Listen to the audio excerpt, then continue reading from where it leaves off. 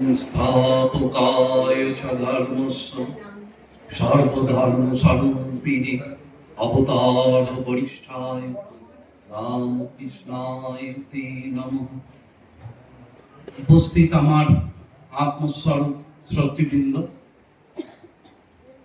আমরা একটা খুব সংকটময় অবস্থায় এখানে ভগবান শ্রীরামকৃষ্ণকে স্মরণ করতে উপস্থিত হয়েছি। সারা পৃথিবীতে এখন ধর্মে ধর্মে যুদ্ধ চলছে। ইসরায়েল এবং প্যালেস্টাইনের যুদ্ধ, ধর্মে ধর্মে যুদ্ধ। রাশিয়া এবং ইউক্রেনের যুদ্ধ, আসলে রাশিয়ান চার্চ এবং ইউক্রেনিয়ান চার্চের মধ্যে যুদ্ধ। এই রকম অবস্থায় আমাদের তো ভগবান শ্রীরামকৃষ্ণকে খুব প্রয়োজন। আবার আধুনিক যুগে আমরা দেখব যে মানুষ ইহজগতের বিষয়গুলোকে অত্যধিক গুরুত্ব দিচ্ছে, পারমার্থিক চিন্তা ভাবনা উপেক্ষিত হচ্ছে। এর ফলে মানুষের সমস্যাও অনেক বাড়ছে। এই কারণেও আমাদের প্রয়োজন ভগবান শ্রীরামকৃষ্ণকে। উনি যখন আবির্ভূত হয়েছিলেন এই জগতে, তখন ভারতবর্ষে ব্রিটিশ শাসন চলছে এবং ভারতবর্ষে রীতিনীতি ধর্ম সবকিছুকে উপেক্ষা করছে মানুষ। বিশেষ করে ইংরাজি শিক্ষায় শিক্ষিত মানুষ ভারতবর্ষের চিরাচরিত ধর্ম বিশ্বাসকে উপেক্ষা করছে। তারপরে খ্রিস্টানরা এসে ঈশ্বরের পিতৃত্ব প্রচার করেছেন। স্বর্গস্থ পিতা, মাতা আর বিভিন্ন হিন্দু ধর্ম সম্প্রদায়, এই কালী বড় না কৃষ্ণ বড়, এখনই মহারাজ বলছিলেন, এই যে লড়াই চলছিল, সেটাও একটা খুব আমাদের কাছে বেদনাদায়ক, অমঙ্গলকর। এর হাত থেকে বাঁচতে আমাদের প্রয়োজন হয়েছিল এমন একজনের, বিবেকানন্দের ভাষায় বলি, শ্রীরামকৃষ্ণ বলেছিলেন, আমাকে পুরোপুরি বুঝবে একমাত্র নরেন্দ্রনাথ। সেই নরেন্দ্রনাথ বলছেন, the necessity was felt that such a man should be born, who in one body would have the brilliant intellect of Shankar and the noble infinite heart of Chaitanya. He came at Kamakutu. এমন একটা সময় হয়ে এসেছিল যখন শঙ্করাচার্যের অতি উৎকৃষ্ট মেধার সাথে শ্রী চৈতন্যের বিশাল হৃদয়, তার মিলনের প্রয়োজন হয়েছিল। আর সেই মিলিত রূপ হলেন শ্রীরামকৃষ্ণ। যদিও এইটুকুও কম বলা, কারণ বিবেকানন্দ অন্য জায়গায় আরো গভীর কথা বলেছেন। প্রবন্ধের নাম হিন্দু ধর্ম ও শ্রীরামকৃষ্ণ। বিবেকানন্দ রচনাবলী ষষ্ঠ খণ্ডে আছে এই প্রবন্ধটি। আমি ভক্তদের পড়তে বলবো, অনেক ধারণা বদলে যাবে। সেইখানে বিবেকানন্দ বলেছেন যে পূর্বব শ্রীযুগ ধর্ম প্রবর্তক দিকে পুনঃসংস্কৃত প্রকাশ। তার মানে আগের যে মহাপুরুষ আচার্য অবতার, তাদের আরো সংস্কৃত প্রকাশ। একটুখানি বলি, এই বিষয়ে আমাদের একটু চিন্তা করা দরকার। বিবেকানন্দের কথা তো আর মিথ্যা নয় বা শুধু আবেগে বলাও নয়, এত গভীরতা সে কথা যে রামচন্দ্রের মধ্যে তাহলে যে প্রকাশ, তার থেকে আরো রিফাইন্ড প্রকাশ হয়েছে। হ্যাঁ, হয়েছে। কি নিরপেক্ষ ভাবে যদি আমরা দেখি, রামচন্দ্র সত্য পালনের জন্য, পিতৃ সত্য পালনের জন্য বনবাসে অশেষ কষ্ট স্বীকার করেছেন। সত্য পালনের দিকটা একটা দিক বলি, কিন্তু অনেক দিক। শ্রীরামকৃষ্ণের সত্য কিরম পালন? শ্রীরামকৃষ্ণ যদি মিথ্যা বলে ফেলতে কোন ক্রমে বা সংকল্পটা যদি মিথ্যা হয়ে যেত, তাহলে তিনি চোখে অন্ধকার দেখতেন। আর আপনি তিনি যেন দেহত্যাগের জন্য প্রস্তুত হয়ে যেতেন। আমি দুটো ঘটনা বলবো। শম্ভু মল্লিক একজন বিরাট ধনী ব্যক্তি, তার দক্ষিণেশ্বরে একটা বাগান বাড়ি ছিল, সেখানে ঠাকুর যেতেন। ঠাকুরের ক্রমিক আমাশা ছিল, পেটের যন্ত্রণা। বলেছেন, শম্ভু মল্লিক বলেছে, আপনি দেবো, নিয়ে যান। আমার হাত থেকেই নিয়ে এরকম কথা হয়েছিল। কিন্তু রাত্রি হয়ে গেছে, এইবার শম্ভু মল্লিক একটি চাকরের হাত দিয়ে মোড়কটা পাঠিয়েছে, ওই আপিল। সেইটা হাতে নিয়ে দক্ষিণেশ্বরের কালী মন্দিরের পথ আর দেখতে পাচ্ছেন না, অন্ধকার। এই কি হলো, এটা পথ দেখতে পাচ্ছি না কেন? তখন ভাবলেন, ও ওর হাত থেকে নেবো বলেছিলাম, ওটা নেওয়া হয়নি, এই জন্য অন্ধকার দেখছি, মানে সত্য পালন হয়নি। তাই ওই মোড়কটা গিয়ে খোলা জানলা, একটা জানলা খোলা ছিল, সেখান দিয়ে ফেলে দিয়ে বললেন এটা নিলাম না, আবার পথ দেখতে পাচ্ছি। আর একটা ঘটনা বলি, সত্যের ঈশ্বরকে তুলে ধরছেন শ্রী বিবেকানন্দ বলেছেন, শ্রীরামকৃষ্ণের আবির্ভাবের সাথে সাথে আবার সত্য যুগের সূচনা হয়েছে পৃথিবীতে। মা সারদা খাওয়া দাওয়ার পর একটু করে মুখশুদ্ধি দিতেন ঠাকুরকে। ঠাকুরের ঘর আর নবতের নিচে ওই মা সারদার ঘর, আপনারা জানেন যারা গেছেন, একটুখানি ডিস্টেন্স 10-12, সেই গিয়ে একটু করে নিতেন মুখশুদ্ধি।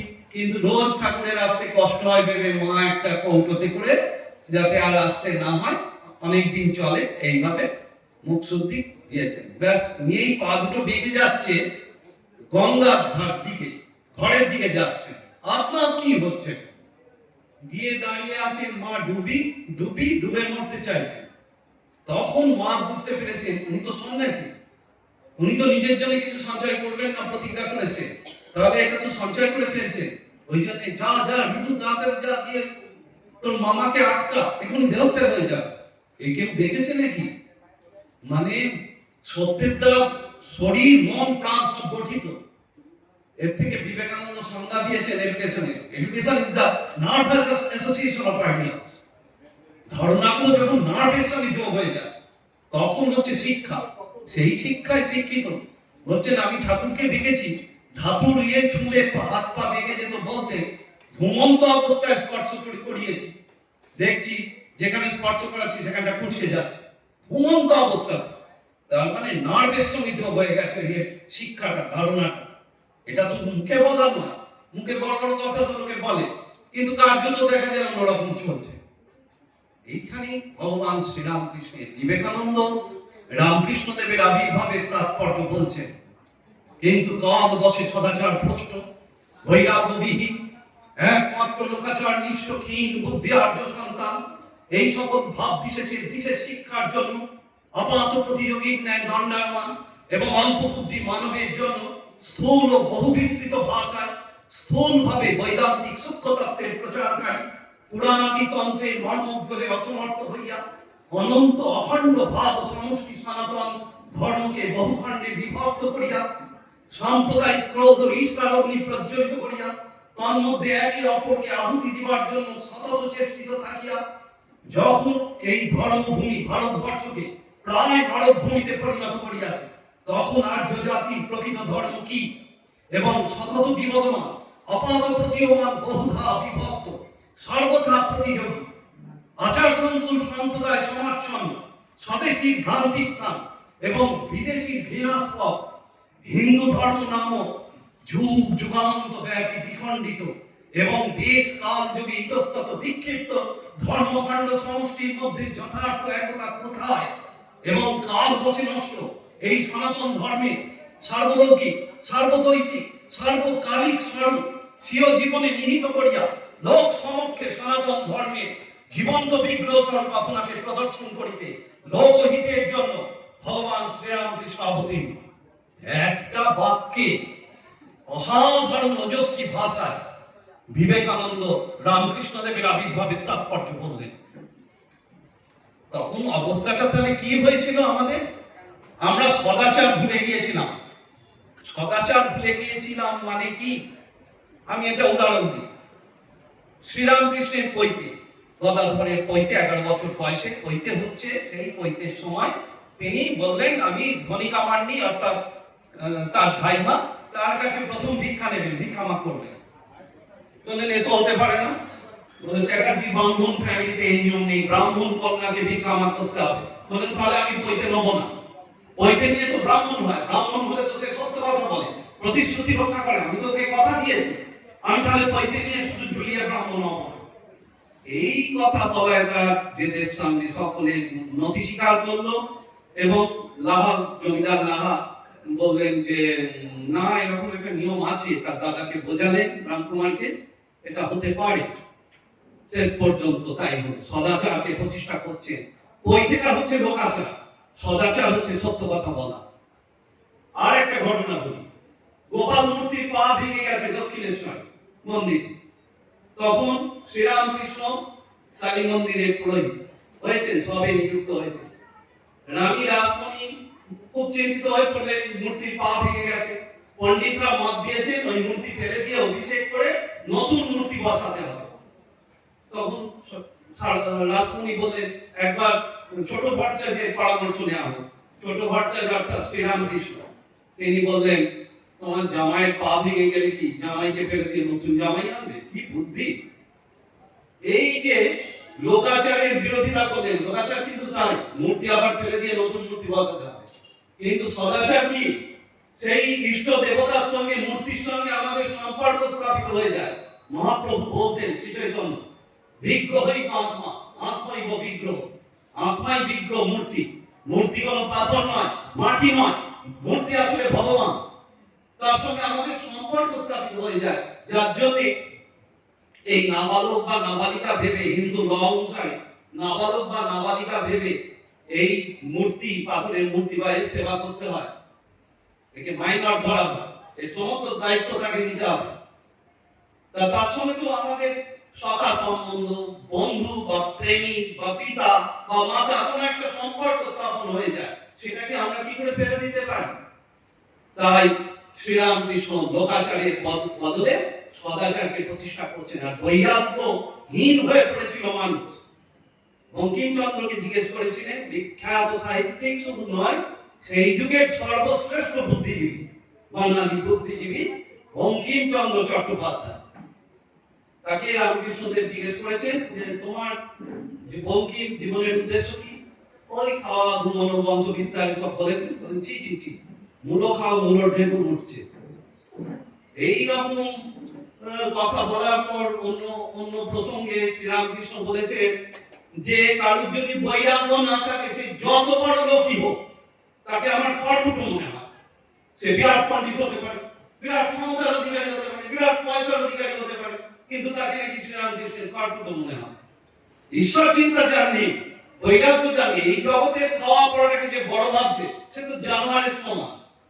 যত বড় পণ্ডিত হোক, শঙ্করাচার্য এই ধরনের একটা কথা বলেছেন, অতি বড় পণ্ডিত মৃত্যু হয়, ভীত হয়, এ সাধারণ পশুর মতো। একটা লাঠি নিয়ে গেলে ছুটে পালায়, এদিকে বড় বড় কথা ওড়ায় যে আসলে জীব নাকি আত্মা, এইসব বলে, আর ছুটে পালায়। এখন আর কি বললেন ভগবান শ্রীরামকৃষ্ণ? পুরাণের মর্মের তাৎপর্য, পুরাণের তাৎপর্য বলতে এসেছেন। পুরাণের তাৎপর্য কি? পুরাণ কতগুলো গল্প বলে, সেই গল্পগুলোতেই অনেকে আকৃষ্ট হয়ে মূল উদ্দেশ্যটা বুঝতে পারে না। এই রাধা কৃষ্ণের লীলা, অমুক তমুক, বেশিরভাগ মানুষ বুঝতেই পারে না যে সেখানে কোনো দেহ সম্বন্ধ নেই, নিষ্কাম প্রেম। সেই প্রেম ভক্তকে ভগবানে পরিণত করে, ভগবান আর ভক্ত এক হয়ে যায়। সেই প্রেম বুঝতে না পেরে সেটাকে নিজের মানবীয় ভাবে বুঝতে চেষ্টা করে। এর ফলে মুশকিল হয়ে গেছে আমাদের দেশে, অনেক মুশকিল হয়েছে। বিবেকানন্দ বলেছেন ওই নেড়ানেড়ি রাখড়ায় পরিণত হয়েছে।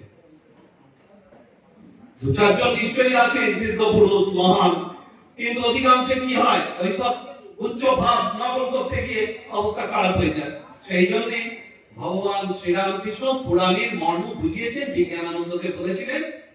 অর্থাৎ বেলুড় মঠের যিনি আর্কিটেক্ট, ইঞ্জিনিয়ার, সেই বিজ্ঞানানন্দের জন্মরাত পূর্ণিমায় ঠাকুরকে জিজ্ঞেস করেছিলেন, রাসের সময় ঠাকুর শ্রীকৃষ্ণের কি হয়েছে?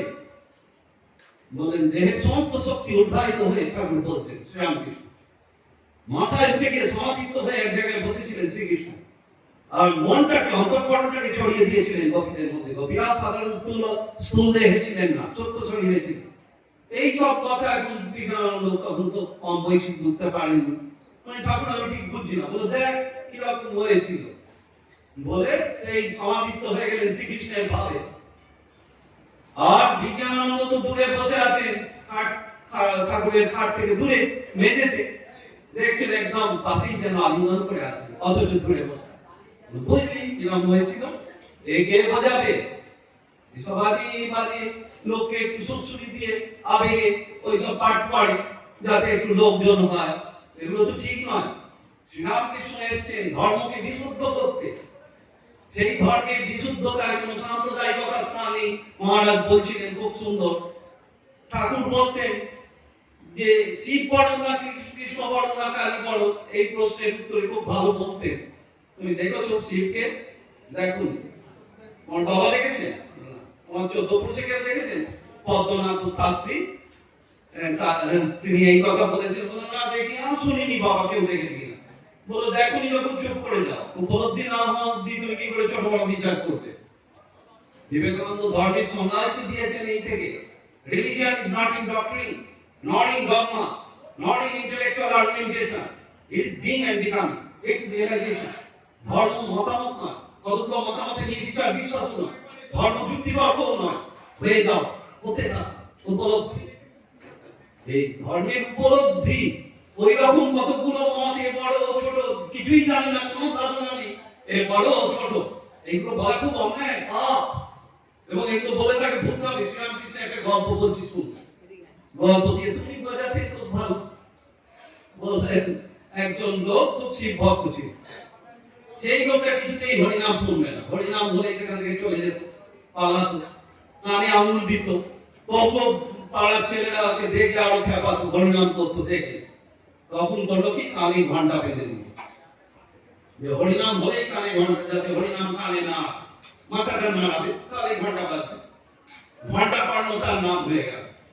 তা শিব নাকি দেখা দিয়ে বলেন, এরকম করো না, এটা অন্যায় হচ্ছে তোমার, তুমি বুঝতে পারো না, দেখো একদিকটা আমার হর, একদিকটা হরি, হরিহর মূর্তি দেখালেন।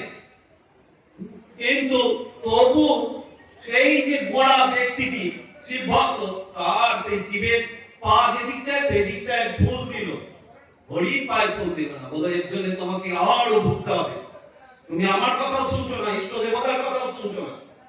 এইভাবে ঠাকুর বুঝিয়েছেন উপলব্ধি আমাদের ধর্ম। হিন্দু ধর্মের সংজ্ঞা কি, চিকাগোতে কি বলেন বিবেকানন্দ, শুনে রাখুন, বাংলাটা অনুবাদ করে বলছি। ক্রমাগত সংগ্রাম ও সাধনার দ্বারা সিদ্ধি লাভ করা, দিব্যভাবে ভাবান্বিত হয়ে ঈশ্বরের সান্নিধ্যে যাওয়া এবং সেই স্বর্গস্থ পিতাকে দর্শন করে তার ন্যায় পূর্ণ হয়ে যাওয়াই হিন্দু ধর্ম। Not only to see God, but to be God, to become as perfect as the Father in heaven. ভগবান হয়ে যেতে হবে, এই যে ঈশ্বর দর্শনই মানব জীবনের উদ্দেশ্য, রামকৃষ্ণদেব বলেছেন।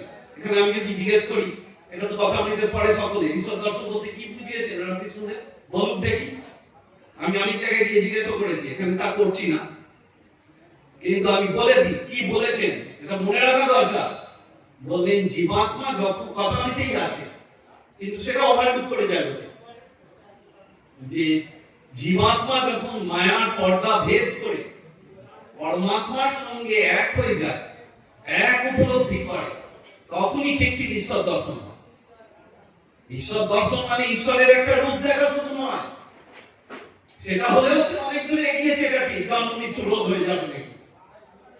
কিন্তু শ্রীরামকৃষ্ণ এসেছেন চরমটা বলতে, যে যেখানে এক হয়ে যায়। এবং ওই জন্যই একটা উপলব্ধির কথা তিনি শুনিয়েছেন আমাদের কাছে, যে যখন তিনি নির্বিকল্প সমাধিতে বসতে চলেছেন, অদ্বৈত বেদান্ত মতে সাধনা করছেন কোথাপুরীর কাছে, তখন এই মন ব্রহ্মে যাচ্ছে না, কালীকে দেখছেন, কালীকে ভালোবাসেন, কালীর কথা অনুসারে চলেন, মা ভবতারিণী সব। কিন্তু মা ভবতারিণী এইখানে আধা চক্রে বলেন দাঁড়িয়ে আছেন, এইখানে না উঠলে ব্রহ্মজ্ঞান হয় না। এই অবধি এলে কৃষ্ণ কালী এসব দেখা যায়, আর উনি কালীকেই দেখছেন, বলেন আমার দ্বারা হবে না, বুঝলে।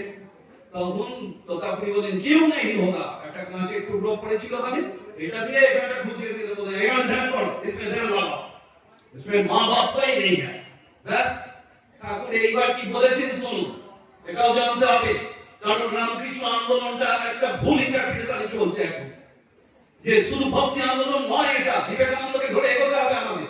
বিবেকানন্দ বলেছেন শ্রী চৈতন্যের সঙ্গে পার্থক্য এখানে, শ্রী চৈতন্য জ্ঞান শূন্য ভক্তি প্রচার করেছেন, রামকৃষ্ণদেব জ্ঞান মিশ্রা ভক্তি প্রচার করছেন। অর্থাৎ এবার আলাদা, এবার একই সঙ্গে জ্ঞান বিজ্ঞান মানুষ এগিয়ে গেছে, শুধু বড় বড় কতগুলো বিশ্বাসের কথা বললেই হবে না, সে যদি কারণ হয় তো ভালো, কিন্তু অধিকাংশ মানুষ শিক্ষিত হয়ে যাচ্ছে। শিক্ষিত মানুষরা এরকম কতগুলো শুধু এইখানে শাস্ত্রে আছে ওই মহাপুরুষ এই বলেছে বলতে শুনবে না, জ্ঞান বোধ, সেই জন্য বেদান্তের চর্চা শুরু হয়েছে ব্যাপকভাবে। আর রামকৃষ্ণদেব কি বললেন? বলেন মা কিছুতেই পথ ছেড়ে দিচ্ছে না, কি করি? জ্ঞানের রশ্মি দিয়ে মায়ের মুখ থেকে বিখণ্ডিত করে দিলাম, আর মন ভূ করে উঠে গেল নির্বিকল্প ভূমিতে, যেখানে আমি নেই, তুমি নেই, জগৎ নেই, যা আছে তাকে মুখ দিয়ে প্রকাশ করা যায় না। অবাক মনস গৌচরম, বোঝে প্রাণ বোঝে চার। বিবেকানন্দ লিখেছেন, উপনিষদে আছে সো অহম, অহম ব্রহ্মাস্মি, আমি সেই, আমি ব্রহ্ম। এইটাই চরম, অদ্বৈতই চরম বলেছে। তিনি তো দ্বৈত অদ্বৈত সব কিছু উপলব্ধি করেছেন, সাধনা করেছেন। বিবেকানন্দ বলছেন, আমি বিবেকানন্দ ধরে ব্যাখ্যা করি, নইলে আমি জানি আমার ভুল হয়ে যেতে পারে, অন্য যে কেউ ব্যাখ্যা করলে ভুল করবে। বিবেকানন্দকে ধরে থাকা একমাত্র ঠিক থাকবে। বলেছেন একদিকে তিনি ঘোর অদ্বৈতবাদ, আর একদিকে নিষ্কামান দ্বৈতবাদ। কালীর মূর্তিকে কাটলাম বলেছেন, কালীকে কাটলাম বলেননি। নেমে এসে আবার বলেছেন কালী ব্রহ্ম এক। রামপ্রসাদের গানটা পছন্দ তার, কালী ব্রহ্ম জেনে মর্ম, ধর্মা ধর্ম সব ছেড়েছে। আর নেমে এসে আবার তিনি নাম করছেন, ভগবানের নাম, কালীর নাম করছেন, হরি নাম করছেন, বিভিন্ন ভাব সাধনা। বিবেকানন্দ বলছেন যে এই ভারত রামকৃষ্ণদেবের অবতারত্ব সম্পর্কে ব্যাখ্যা লিখিত একদম প্রবন্ধ, হিন্দু ধর্ম শ্রীরামকৃষ্ণ, তাতে লিখেছেন বারংবার এই ভারত ভূমি মূর্ছা ভাবনা হয়ে যাচ্ছে, বারংবার ভারতের ভগবান আত্মাভিক ভক্তির দ্বারা ইহাকে পুনরুজ্জীবিত করিয়াছে, কিন্তু ঈশান মাত্র জামা গত প্রায় বর্তমান গভীর বিষাদ রজনী ন্যায় কোন অমানিসা কখনো এই পূর্ণ ভূমিকে সমাচ্ছন্ন করে না। এই পতনের গভীরতা পূর্ব সমস্ত পতন যেন গোস্পদের তুল্য। সেই জন্য এই প্রবোধনের সমুজ্জ্বলতায় পূর্ব সমস্ত পুনর্বোধন সূর্যালোকে তারকাবলী নেয়। অর্থাৎ এতখানি পতন ভারতের কখনো হয়নি। আর্থিক, রাজনৈতিক, অর্থনৈতিক, ধর্মীয়, সামাজিক সব রকমের পতন হয়েছে। সেইখান থেকে তুলতে হবে আবার ভারতবর্ষকে। পুনরায় আধ্যাত্মিক ভাবে গঠিত যদি ভারত না হয়, তাহলে পৃথিবীতেও কোনো মঙ্গল হবে না, পৃথিবীও আধ্যাত্মিক ভাবে ভাবিত হবে না। স্যালিনকার গাই then all spirituality will be extinct from the world. Vivekananda Bharat কি মরে যাবে, তাহলে পৃথিবী থেকে আধ্যাত্মিকতা লোপাট হয়ে যাবে, মানুষ খাবে যাবে, ঘুমোবে, আর বংশ বিস্তার করবে, এটাকেই জীবনের উদ্দেশ্য মনে করবে, পশুর মতো হয়ে যাবে। সেই জন্য দরকার আছে হিন্দু ধর্মকে জাগ্রত করা, হিন্দু ধর্মকে ঐক্যবদ্ধ করা। প্রথমে তো তাই করেছেন, বিভিন্ন ধর্ম সাধনা করে হিন্দু ধর্মকে প্রথম ঐক্যবদ্ধ করলেন, যেটা বিবেকানন্দ বললেন যে খণ্ড বিচ্ছিন্ন হিন্দু ধর্ম ধারণাগুলোকে একত্রিত করে সনাতন ধর্ম কি জিনিস দেখালেন, বেদ ভিত্তিক ধর্মটা কি সেটাকে তুলে ধরলেন। কোনো এক পেজের ব্যাখ্যা নয়, শুধু দ্বৈত শুধু অদ্বৈত এরকম ব্যাপার নয়, ওগুলো তো মতবাদ তো সত্য নয়। আমাকে বেরোমাঠে ডেকেছিল ইন্টারন্যাশনাল কনফারেন্সে বলার জন্য, ইয়েতে কথামিতের উপর। সেখানে ওই মত নিয়ে বলতে গিয়ে যত মত তত দোষ, কিন্তু উনি পরের লাইনে বলেছেন মত ঈশ্বর নয়। এইখানেই মুসলমানদের খ্রিস্টানদের ভুল হচ্ছে, মতকে ঈশ্বর মনে করে নিয়ে মতটা কেউ বিরোধিতা করলে এটাকে মারতে যাচ্ছে, এটা তো হতে পারে না। হিন্দুদেরও যদি এক টেন্ডেন্সি আছে সেটাকে নষ্ট করতে হবে। মত বড় নয়, মত তো মিন্স ক্যান এন্ড, মত তো আর ভগবান নয়, মত তো চেঞ্জ হয়। এক সময় আমাদের দেশে যাগযজ্ঞ হতো, মূর্তি পুজো হতো না, এখন তো মূর্তি পূজা হয়। তাহলে বলবো সব পাল্টে গেছে, হিন্দু ধর্ম পাল্টে গেছে? না, একটা মত ওই রকম ছিল, এখন অন্যরকম, আবার এটাও থাকবে না। এক সময় গরু খেত বিবেকানন্দ বলছেন, এখন গরু খায় না, আবার হয়তো খাবে। রামকৃষ্ণদেব তো ইসলাম সাধনার সময় গরুর মাংস খেতে চেয়েছিলেন। আবার এক জায়গায় আছে, আমি অবশ্য জায়গাটা এখনো নোট পয়েন্ট আউট করতে পারিনি, এক জায়গায় আছে আমি পড়েছি লীলা প্রসঙ্গে, একবার জীবে ঠেকিয়েছিল। এখন এই রকম জিনিস কোন সংস্কার শূন্য কেন না? ঈশ্বরই বড় আমার কাছে, খাওয়া দাওয়া বড় নয়। আমি কি খাচ্ছি কি নয়, আমি কি ঈশ্বর চিন্তা করছি, আমি কি ঈশ্বর লাভকে জীবনের উদ্দেশ্য ভাবছি? রোহিত বলেছেন ঠাকুর, গরু ছোট খেয়েও কারণ যদি ভগবানের মন থাকে সে বড়, না সাত পাতা খাচ্ছে আর সবসময় বিষয় চিন্তা করছে সে বড়। কি অপূর্ব কথা! আর এই সমস্ত ভাবে সাধনা করলে শুধু তাই নয়, একজনের ভাব আর একজনের উপর চাপিয়ে দেওয়া চলবে না। এটা হিন্দু ধর্মের বৈশিষ্ট্য। হিন্দু ধর্ম এই জন্যই সনাতন ধর্ম, যে একটা মত চাপিয়ে দেয় না। বিবেকানন্দ চিকাগো বক্তৃতায় বললেন আর সব ধর্ম একই জামা, সকলকে পড়ানোর চেষ্টা করে, আর কারোর গায়ে না লাগলে বলে থাক, তোমাকে খালি গায়ে থাকতে হবে। বললেন হিন্দু ধর্ম এই কথা বলে না। হিন্দু ধর্ম বলে তোমার মাপের জামা আছে, আচ্ছা তুমি আকার পছন্দ করো না, ঠিক আছে, নিরাকার আছে। শ্রীরামকৃষ্ণের ঈশ্বর অনন্ত, তার কোনো ইতি করা যায় না। শ্রীরামকৃষ্ণের ভাষায় ইতি করা যায় না। আমি এটা নিয়ে লেখালেখি করছি এবং ছাত্রদের লিখে দিয়েছি। এক ছাত্র অক্সফোর্ডে গেল, আর একজন ওয়ার্ল্ড ফিলোসফি কংগ্রেসে বলে এলো। মঠ থেকে আমায় ফোন করে বলেছে এই প্রথম জানেন শুধু বিবেকানন্দ ফিলোসফি বলতে কেউ অক্সফোর্ড গেল। আমাদের কোন প্রফেসরও কখনো যায়নি, কিন্তু আপনি একটা ছাত্রকে এমন তৈরি করে দিলে, সেই ছাত্রটি, আমি যখন বিদ্যা মন্দিরে ক্লাস নিতাম, ওই রামকৃষ্ণ মিশন বিদ্যা মন্দিরে পড়িয়েছি কলেজে ফিলোসফি, ওইখানে তখন ছেলেটি পড়তো। আমার যদি বিবেকানন্দের উপর গবেষণা করবো আমি তোমায় হেল্প করবো। এবার এসে হাজির, ঠিক আছে আমি একটা লিখে দিচ্ছি, দেখো বলছে ওয়ার্ল্ড ফিলোসফি কংগ্রেস। ঠিক আছে, দেখো চান্স পেয়ে গেল। তারপর বলতো এরকম লন্ডন ইউনিভার্সিটিতে এরকম হবে পরের বছর, সেখান থেকে অক্সফোর্ডে যাবে। অক্সফোর্ডে কি বললো, বলছে ওখানে প্রফেসররা জিজ্ঞেস করছে বিবেকানন্দের কোন বইগুলো পড়বো। আমি বললে তুমি কি কি বই পড়তে হবে?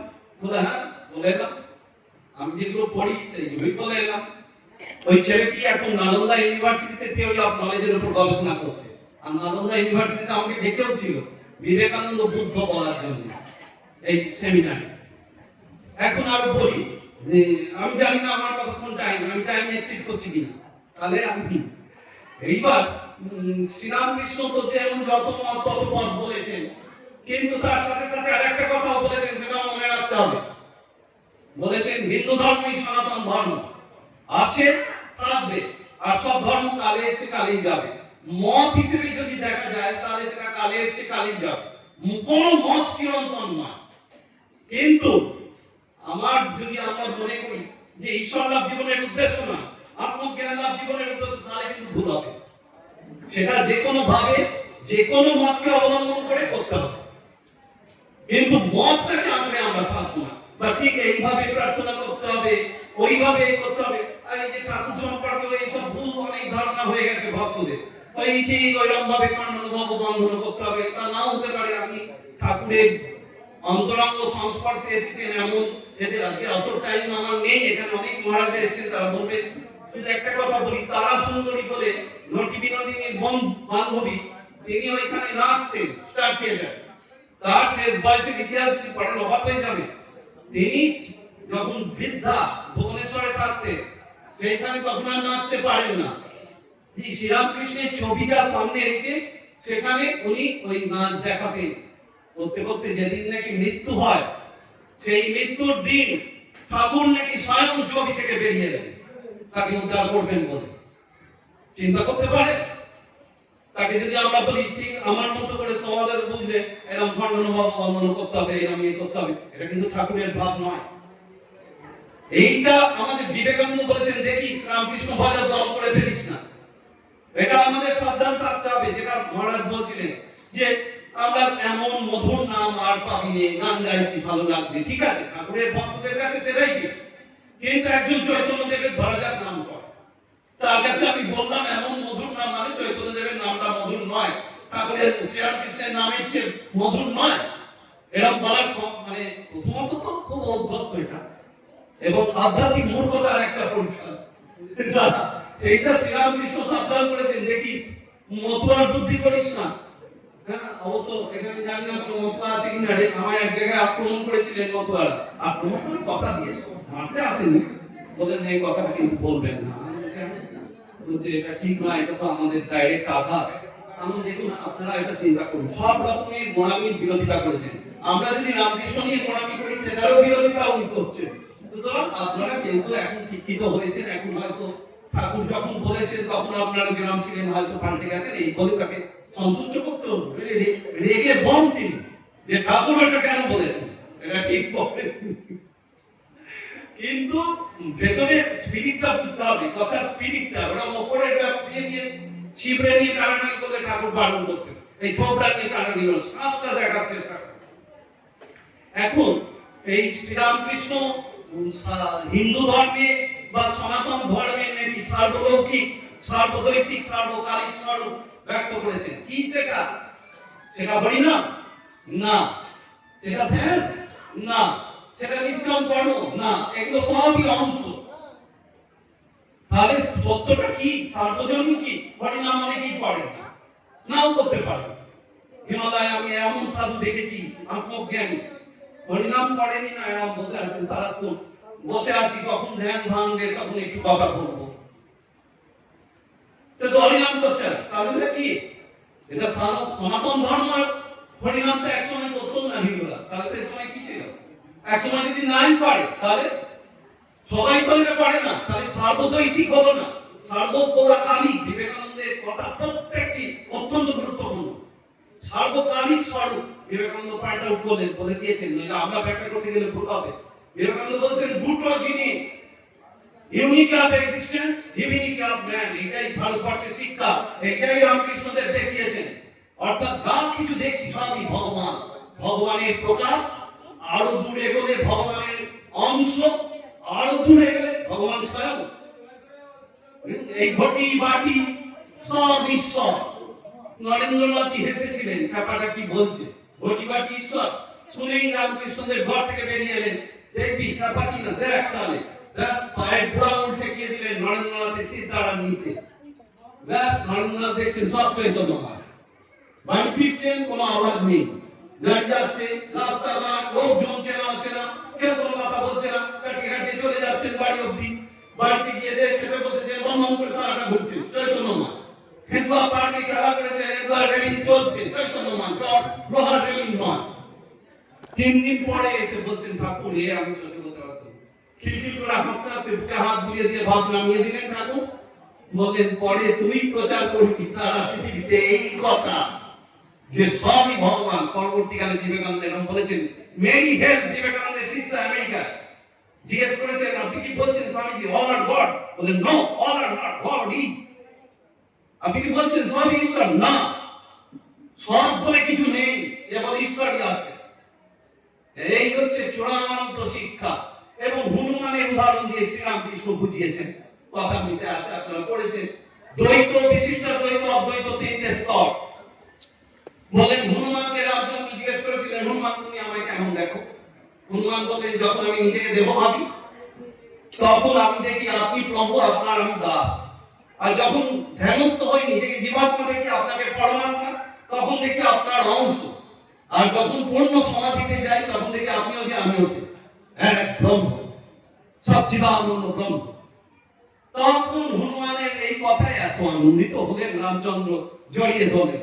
এইটা শ্রীরামকৃষ্ণ বিবেকানন্দের ভাব অবশ্য। আর একটা ব্যাপার, বিবেকানন্দ শ্রীরামকৃষ্ণের ফিলোসফিটাকে এত ভালো বলেছে। একজন বিবেকানন্দকে জিজ্ঞেস করেছে যে, রামকৃষ্ণদেব আর আপনি কি বৈদিক একত্ব প্রচার করলেন নাকি? বৌদ্ধরা তো বলে এক নয়, বহু সত্য, এক মিথ্যা। বিবেকানন্দ বলেন, হ্যাঁ, বৈদিক সত্যই প্রচার করছি আমরা, কিন্তু তার সঙ্গে রামকৃষ্ণ পরমহংসের আমি যে যোগ করলাম তাহলে এই যে সেই একই মনের দ্বারা কখনো এক, কখনো বহু রূপে প্রতিভাত হয়। অর্থাৎ যাকে আমরা দুই বলছি, ভগবান থেকে আলাদা জগৎ বলছি, আসলে সেটাও ভগবান, সেটাও বলুন। এইটা যোগ করলাম বলেন, একেবারে ডিস্টিংক্টলি বলে দিলেন যে রামকৃষ্ণ পরমহংস আমি যোগ করলাম, এই অদ্বৈত, বৈদিক অদ্বৈতের সঙ্গে এটা যোগ করলাম। এবং এই যে ওয়ার্ল্ড ফিলোসফি কংগ্রেসে আমার ছাত্রকে লিখে দিয়েছিলাম, যেটা গিয়ে ওখানে পড়ে এলো ইটালিতে গিয়ে, রোমেতে, সেখানে হেডিংটা আমার ছিল রিয়েলিটি অ্যাজ ওয়াননেস, আ মেটাফিলোসফিক্যাল রিভিউ।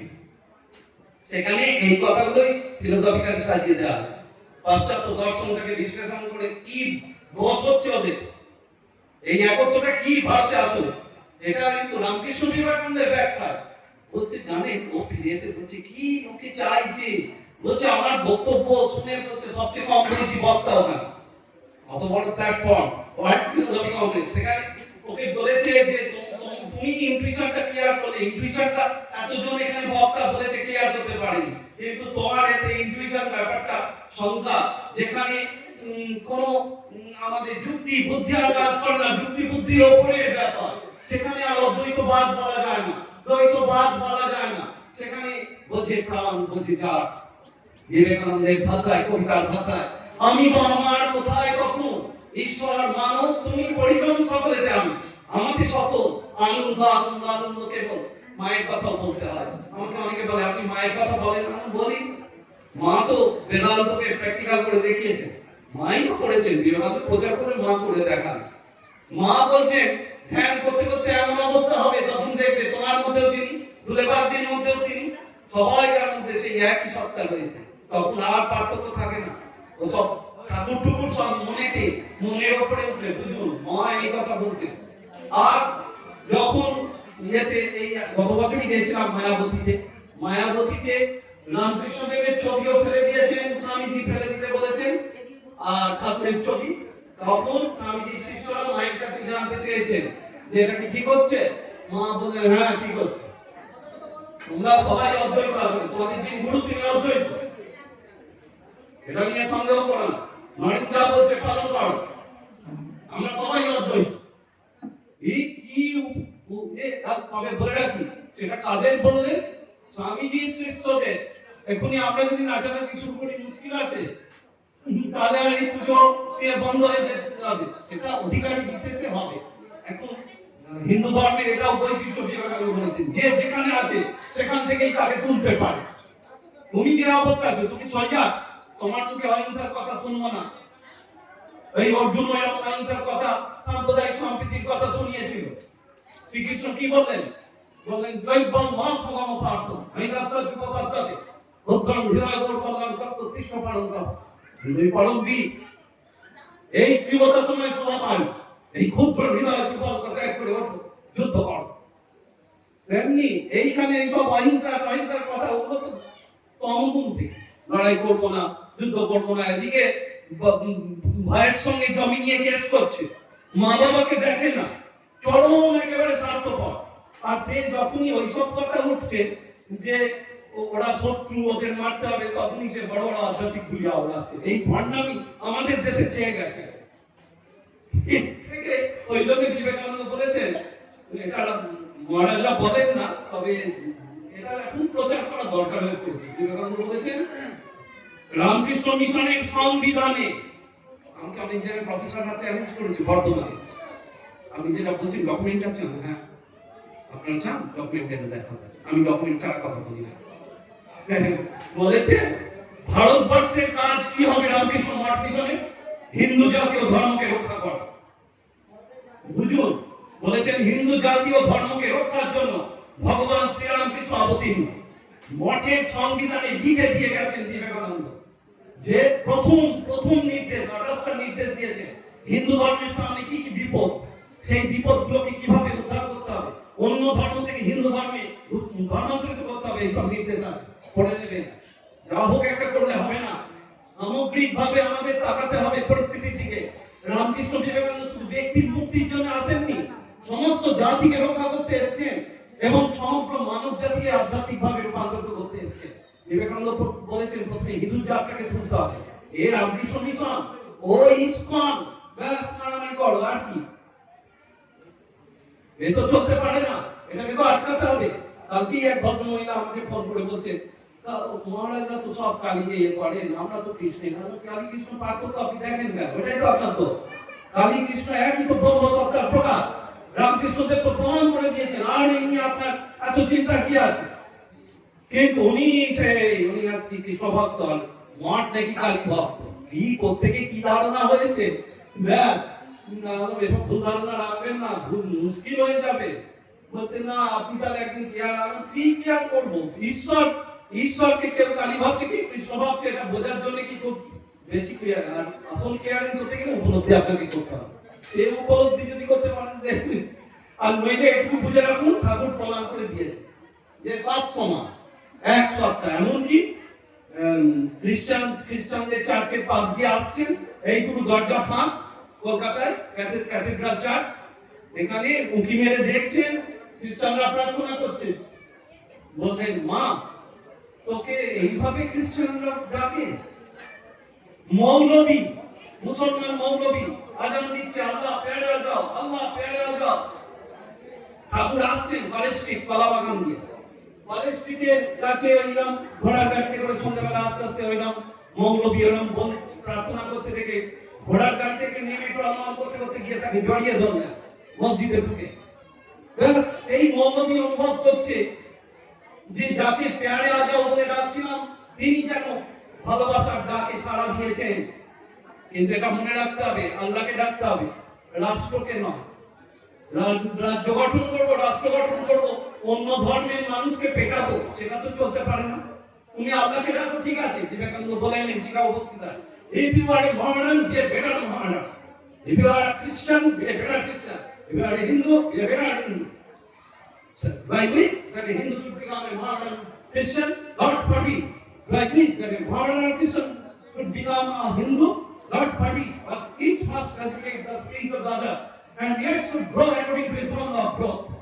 আমি চাই কোন হিন্দু মুসলমান হয়ে যাক বা খ্রিস্টান হয়ে যাক, ঈশ্বর না করুন, মুসলমান বা খ্রিস্টান হিন্দু ঈশ্বর না করুন, কিন্তু প্রত্যেককেই অন্য ভাবের প্রতি শ্রদ্ধাশীল হতে হবে, অথচ নিজের ভাবে বেড়ে উঠতে হবে। মুসলমানকে ভালো মুসলমান হতে হবে, হিন্দুকে ভালো হিন্দু হতে হবে, খ্রিস্টানকে ভালো খ্রিস্টান হতে হবে। যারা ঈশ্বর লাভ, মুক্তি লাভকে জীবনের উদ্দেশ্য মনে করে তারা ভালো হিন্দু, ভালো খ্রিস্টান, ভালো মুসলমান। কিন্তু যারা রাজ্য রাষ্ট্র গঠন করবো, এই জগতের সুখ সুবিধাগুলো একটা সাম্প্রদায়িক ভাবে শুধু ভোগ দখল করবো, অধিকার করবো, তারা বদমাইশ। তাদের চিহ্নিত করার সময় এসেছে। শ্রীরামকৃষ্ণ এসেছেন ওই জন্যই এরকম কথা বলেছেন। আর সব ধর্ম কালে এসছে, কালেই যাবে।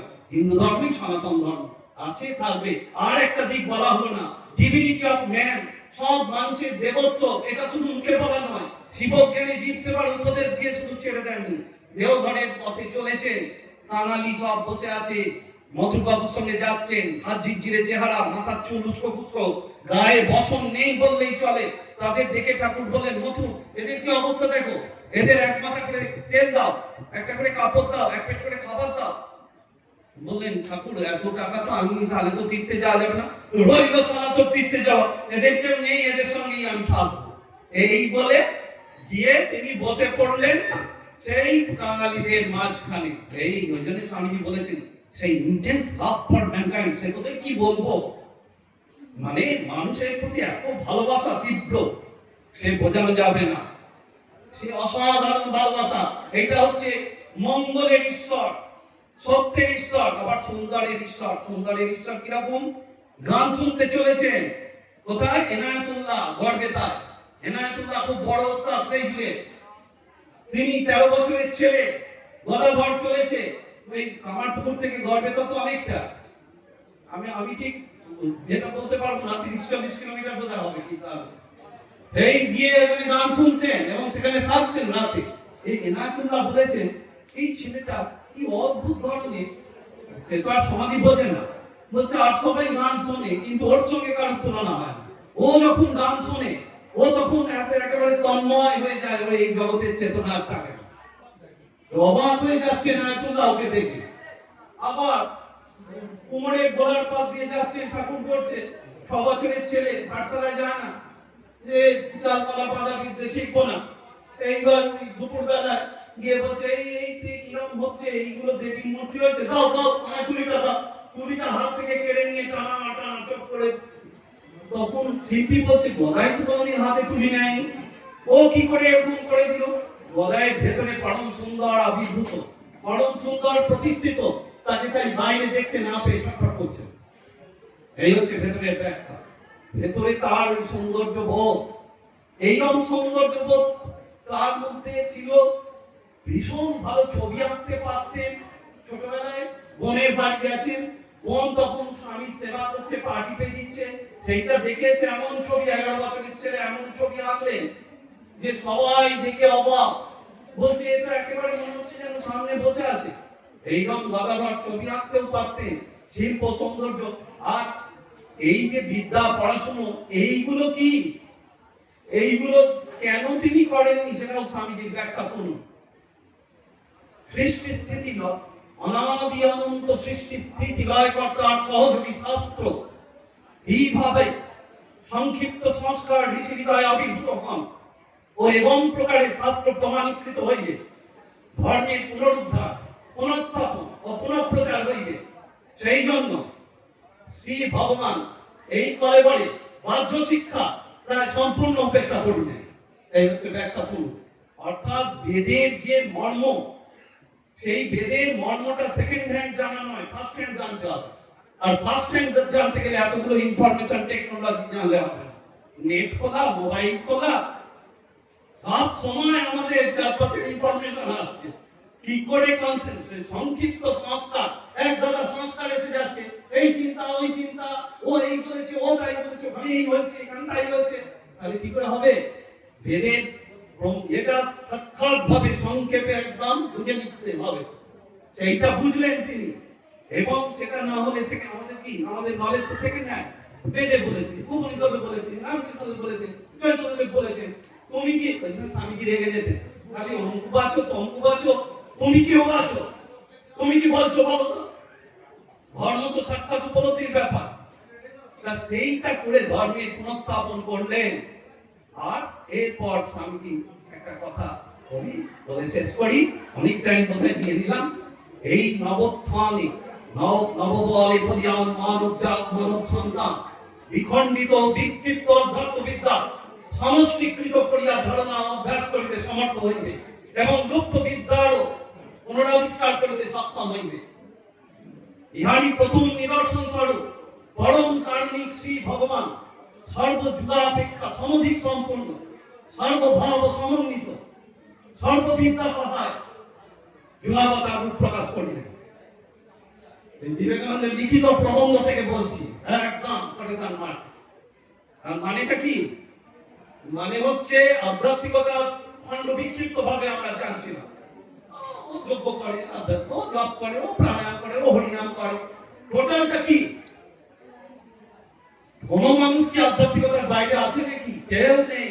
প্রত্যেকেই কোনো না কোনো ভাবে যদি সে এই লক্ষ্য রেখে এগোতে পারে, গৃহের কর্তব্যগুলো করতে করতে এগোতে পারবে, যেটা ভগবান শ্রীকৃষ্ণ অর্জুনকে, অর্জুন তো চলেছি না, অর্জুন তো গৃহী, অনেকগুলো বিবাহ তাকে তো এই উপদেশ দিয়েছেন কিভাবে আস্তে আস্তে যুদ্ধ করো, এই করো, ক্ষত্রিয় ধর্ম তুমি পালন করো, তোমার সংস্কার স্বভাব অনুযায়ী এগোতে থাকো, নিঃস্বার্থ হবার চেষ্টা করো, করতে করতে এগোবে।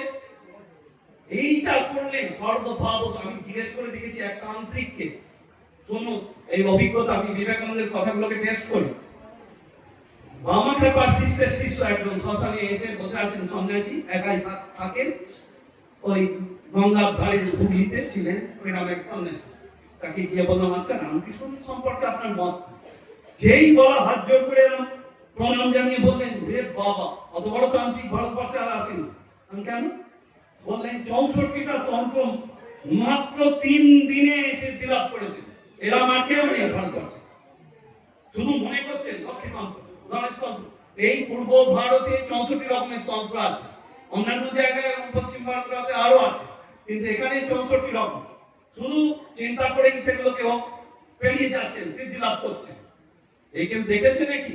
না কেউ ভাবতে পেরেছে? সব রকমের ভাব সমন্বিত। তাই যে দ্বৈতবাদী, যে গৃহী, এমনকি নারী গুরু গ্রহণ করলেন কেন? স্বামীজি বলছেন আধুনিক যুগে নারীর মর্যাদা, নারীর অধিকার এইগুলো বড় হয়ে উঠেছে। আন্দোলন আমেরিকায় গিয়ে দেখেছেন নারী স্বাধীনতা আন্দোলন হচ্ছে, তাই জন্য নারী গ্রহণ করলেন, নারীকে স্ত্রীকে ত্যাগও করলেন না, আবার স্ত্রীকে মা বলে পুজো করলেন, নতুন মেসেজ দিলেন, মাতৃভাব প্রতিষ্ঠা করছেন। ভগবানকে মা ভেবে খ্রিস্টানদের বিরোধিতা হলো, পিতৃভাব নয় মাতৃভাব।